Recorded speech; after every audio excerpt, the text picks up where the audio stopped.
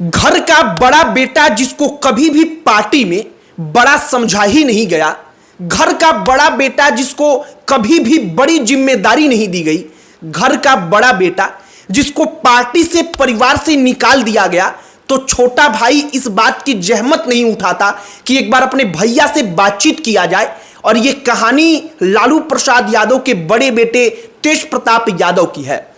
तेज प्रताप यादव मनेर विधानसभा से अपने कैंडिडेट का ऐलान करते हैं और वो कहते हैं कि जो यहां का बैल है, जो बेलगाम हो चुका है, उसको मनेर की जनता नाथने का काम करे। तेज प्रताप यादव अब जो कर रहे हैं, क्या तेजस्वी यादव को वो दर्जनों सीटों पर चुनाव हरवा सकते हैं?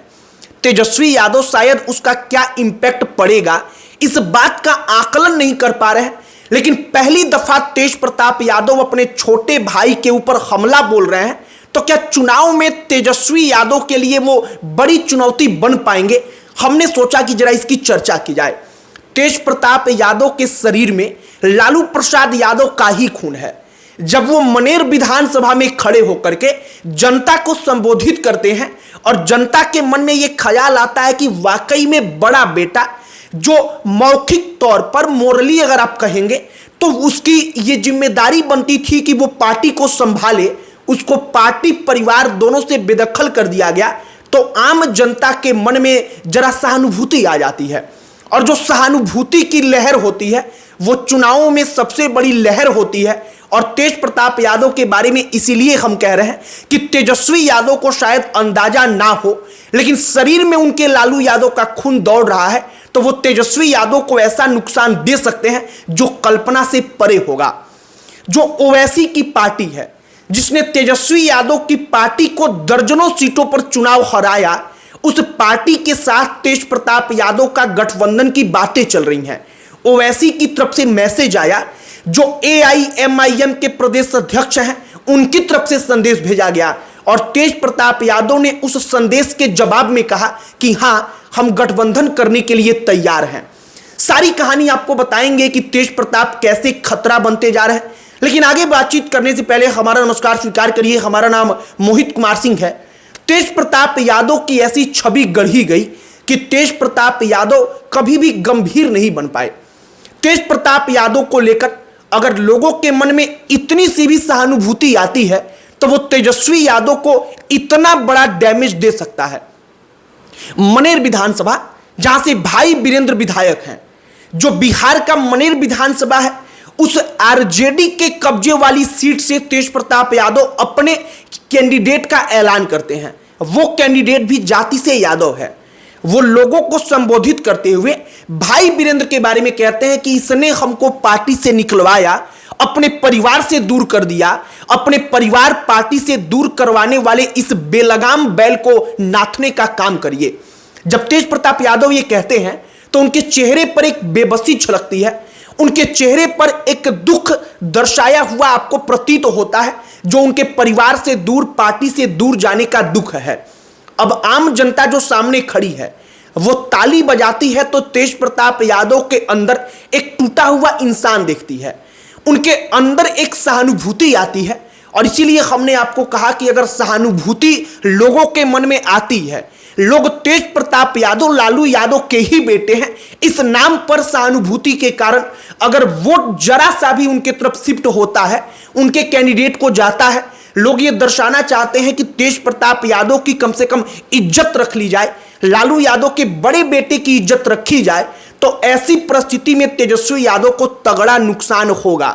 और सहानुभूति के बारे में हमने बार बार कहा है कि उससे बड़ी कोई दूसरी लहर राजनीति में होती नहीं है।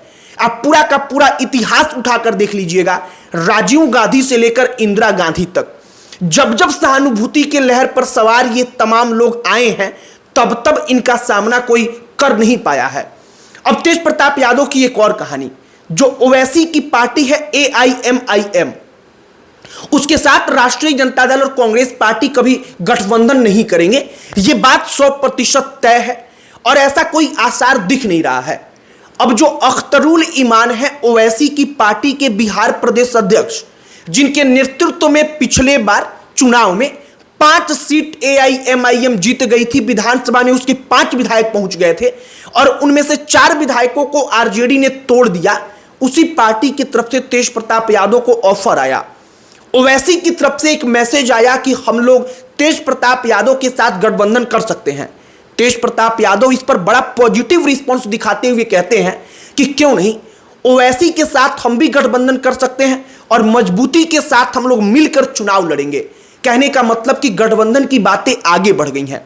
अब ओवैसी की पार्टी अकेले तेजस्वी यादव को, जो सीमांचल का इलाका है, जो मुसलमान बाहुल्य क्षेत्र है, जहां पर 40% से ज्यादा मुसलमान हैं, उन सीटों पर चुनौती पेश कर रही थी।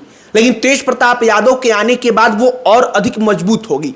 साल 2020 में मात्र 20 सीट पर ओवैसी की पार्टी चुनाव लड़ती है। 5 सीटों पर वो चुनाव जीत जाती है और कहा गया कि लगभग दर्जन सीट ऐसा रहा जिन सीटों पर ओवैसी की पार्टी के कारण राष्ट्रीय जनता दल का कॉन्फिडेंस डाउन हुआ और राष्ट्रीय जनता दल के उम्मीदवार और कांग्रेस पार्टी के उम्मीदवार चुनाव हार गए।